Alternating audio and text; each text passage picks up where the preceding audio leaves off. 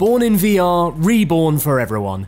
Eve Valkyrie Warzone is the first-person spaceship shooter that's soon to be available on PC and PS4 without the need for a VR headset.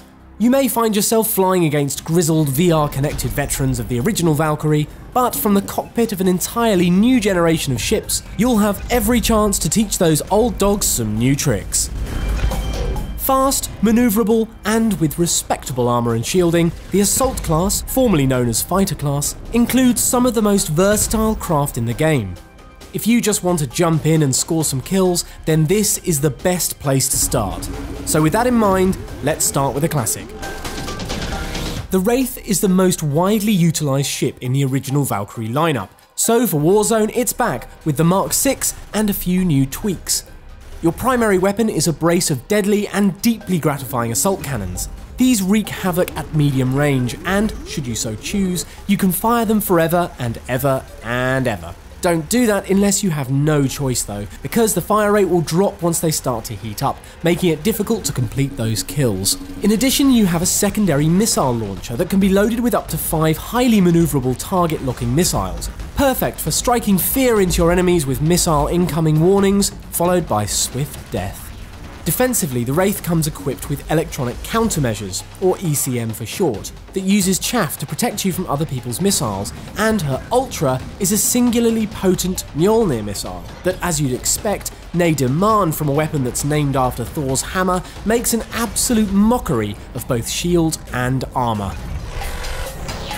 If the phrase space shotgun makes you feel all warm and fuzzy, then the Jackal is the bird for you. Her weapons are utterly devastating at close range. Unupgraded, your primary Ripper may only manage a 5-shot burst before overheating, but massive splash damage means enemies darting into enclosed spaces in an effort to escape you will, in fact, be signing their own death warrants. Even if you miss, you can't miss. While your primary is in cooldown, you can still count on 2 quick volleys from your secondary. They don't deal splash damage, but they do have bucket loads of stopping power. With the defensive ability to generate an additional shield or repair your damaged main shield, the Jackal also has the staying power to keep up close and personal while laying down the pain. Once the Jackal's Ultra is charged, you can activate a period of unlimited boost, which you'll probably want to use to get in close to an unsuspecting rival and make them wish they'd never been cloned.